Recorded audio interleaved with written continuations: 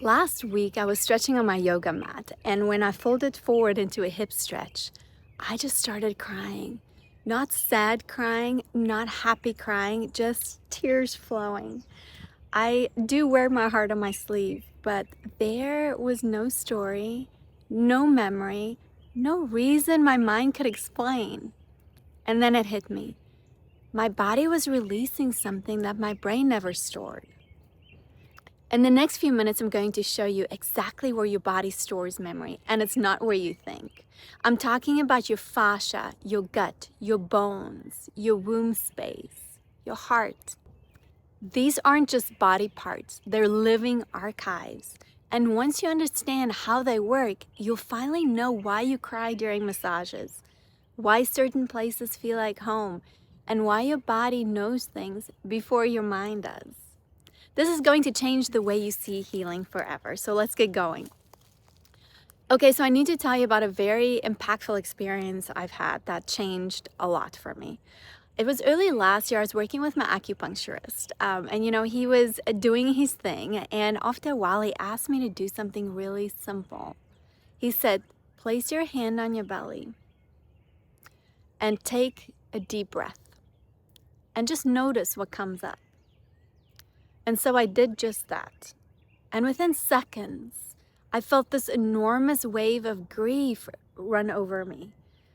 Not grief about anything specific, just grief, old, heavy, unnamed. And I remember thinking, where is this coming from? I'm not thinking about anything sad. And he said something I'll never forget. Your body doesn't need a story to remember. It just remembers. And that's when it clicked. For my entire life, I thought memory lived in the brain. I thought if I couldn't remember something consciously, it wasn't affecting me. But that's not how it works. Your body stores memory in places your brain never touches. And today I'm going to walk you through exactly where some of those places are and why this matters so much for your healing, your awakening, and your life in general. Because here's the thing, if you've ever cried during a stretch, if you've ever felt inexplicably sad after a massage, if you've ever walked into a place and felt like you'd been there before, if you've ever had that gut feeling that turned out to be right, your body was remembering something, not your brain, your body. And once you understand this, everything changes. So let's talk about where memory actually lives in your body, because this isn't woo-woo, it's science meeting soul. And it's one of the most beautiful things I've learned. So first, let's start with my favorite, fascia. Your fascia is the connective tissue that wraps every muscle, every organ, every cell in your body. For years, scientists thought that it was just packing material. But now we know it's so much more than that. Fascia is incredibly sensitive. It responds to stress, to emotion, to trauma, and resonance in real time. And here's the wild part. Fascia stores the imprint of every contraction, every expansion, every moment of fear or joy you've ever experienced. This is why you can stretch your hips and suddenly feel emotional. This is why bodywork can bring up memories you didn't know you had. Your fascia is literally holding the shape of your life. And when you start to soften it, through movement, through breath, through touch, it releases what it's been holding, not as a story, but as sensation. Okay, number 2, the gut. You've probably heard the phrase gut feeling. But did you know your gut has more neurons than some animals' brains? It's called the enteric nervous system. It's constantly processing information about safety, about trust, about alignment before your brain does. The gut remembers who felt safe and who didn't, what environments were nourishing and which were toxic, what decisions felt right and which felt wrong.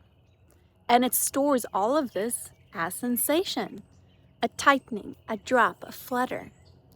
This is why you can meet someone and instantly know, I don't trust this person, even if they seem perfectly nice. Your gut is remembering something your brain hasn't caught up to yet. Number 3, your heart. Your heart has an electromagnetic field that extends several feet beyond your body. It's not just a pump, it's a frequency center. And it remembers resonance.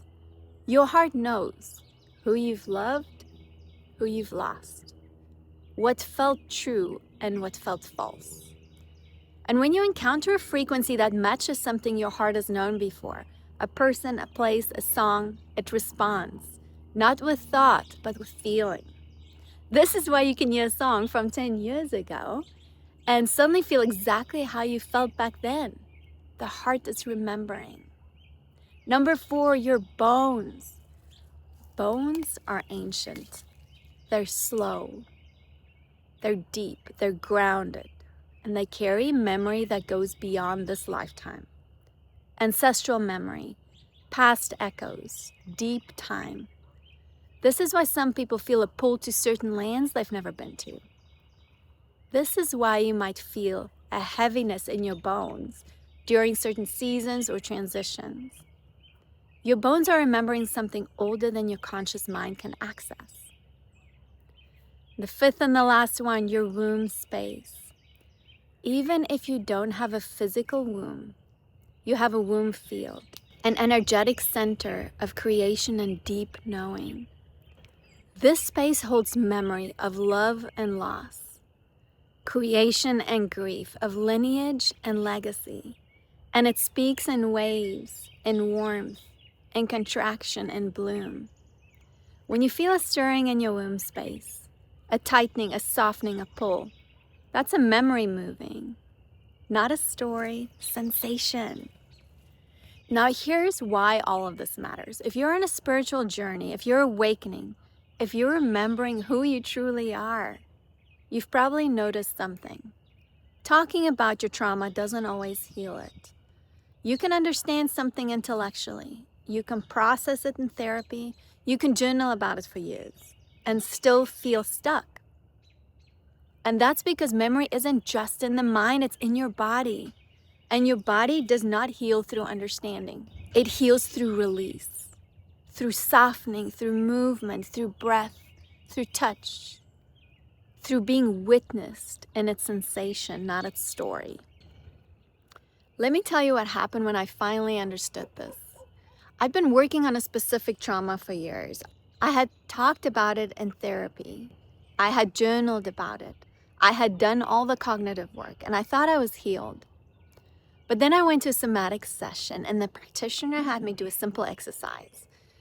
We started with breath work, and then she had me stand up, really feel my feet on the ground. And then she had me slowly raise my hands overhead. And as I did, my body started shaking. It was the strangest thing. That was the first time I've ever experienced anything like that. It was shaking not because I was cold, not because I was scared, but because my nervous system was finally releasing something it had been holding for years. And I realized my body had been waiting for permission to let go. Not through talking, through feeling. And that's when the real healing began. Now I want to ground this in something really practical, because I know some of you are thinking, okay, but how do I actually work with this? How do I release what my body is holding? Great question. Here's what I've learned. Your body releases memory when it feels safe. Not when you force it, not when you push through, but when you create enough safety for your nervous system to say, okay, I can let this go now. And that safety comes from a few key things. I've distilled it down to 3 specifically. Number 1, slowness. Your body doesn't heal on a timeline. It heals in layers. And the more you rush it, the more it contracts. So slow down. Give yourself permission to move at the pace your body needs, not the pace your mind wants. Number 2, presence. Your body needs you to be with it, not fix it. When you feel something, grief, anger, fear, joy, don't try to make it mean something. Just feel it. Place a hand on your body. Breathe. Stay. That's it. Number 3. Number 3 is gentleness. Your body has been holding so much for so long. It doesn't need you to be harsh with it. It needs you to be kind. So say, I'm here. I'm listening. You're safe now. And when you do that, when you create that kind of safety, your body will start to release what it's been holding. Not all at once, but slowly, gently, in its own time. And here's what I want you to know. You don't have to understand it for it to work. You don't have to know why you're crying. You don't have to know what memory is being released. You just have to let it move. Just allow. Because your body knows what it's doing. It's been waiting for you to trust it.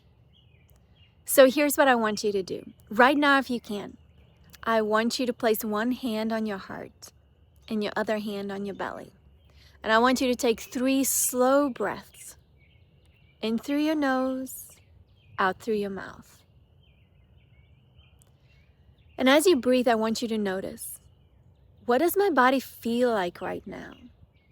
Not what you think about it, what you feel. Is there tightness anywhere? Is there warmth or coolness? Is there a place that's asking for your attention? Just notice. You don't have to fix anything. You don't have to change anything. Just notice. And then if it feels right, whisper to your body, I'm listening. I'm here. You're safe. That's it. That's the practice. And the more you do this, the more you check in with your body, the more you listen to its signals, the more you honor its pace, the more it will start to release what it's been holding. Not because you forced it, but because you finally made it safe enough to let go.